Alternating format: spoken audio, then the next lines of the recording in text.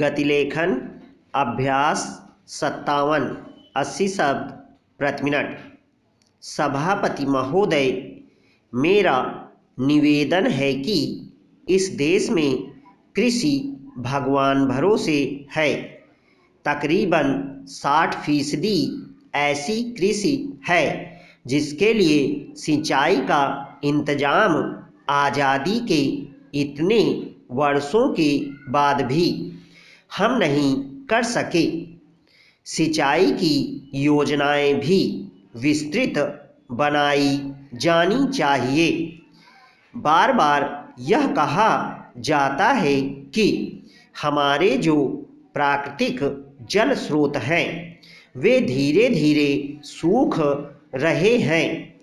हमारे देश के वैज्ञानिक कह रहे हैं कि हमारे देश की जो सबसे पवित्र नदी है उसका जो गंगोत्री ग्लेशियर है उसमें सूखा पड़ रहा है।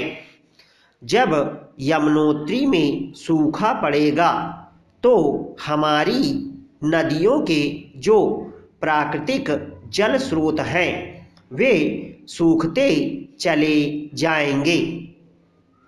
बार बार योजनाओं के जरिए, इस संसद में बहस के जरिए और सरकारों द्वारा और इस देश के वैज्ञानिकों के द्वारा बल दिया गया कि जो प्राकृतिक जल हमारी धरती पर उतरता है उसके संरक्षण के लिए योजनाएं बनाई जाएंगी और उन योजनाओं के जरिए जो नीचे का जल स्तर है उसे रिचार्ज किया जाएगा।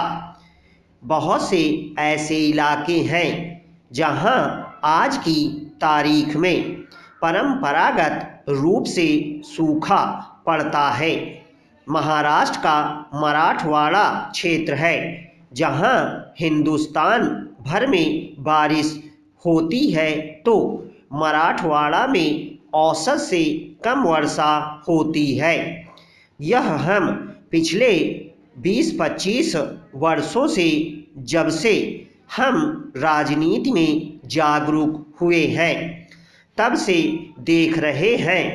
राजस्थान में औसत से कम वर्षा होती है और पिछला 10वां वर्ष था जब वहाँ लगातार सूखा पड़ा।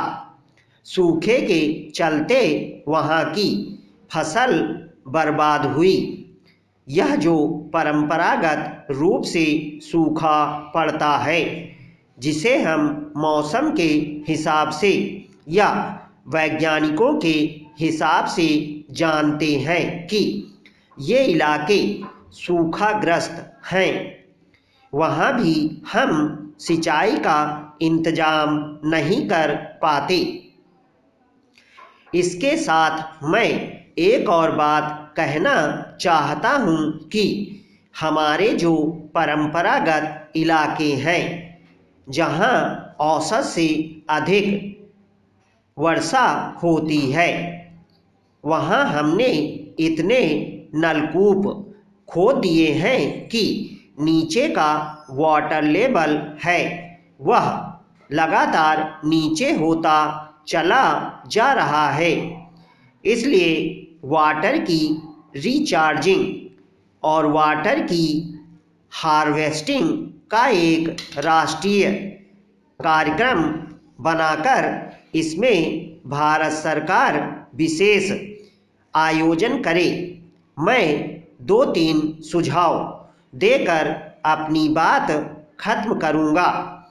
आप किसानों की हालत किसी भी हालत में कर्ज के बोझ में, कर्ज की चक्की में पिसकर सुधार नहीं सकते।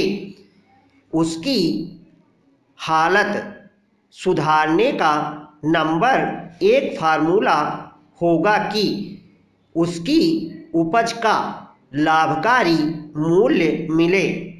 दूसरा, जितना भी कृषि में निवेश है उसे इतना सस्ता किया जाए कि वह उसकी पहुंच के अंदर हो।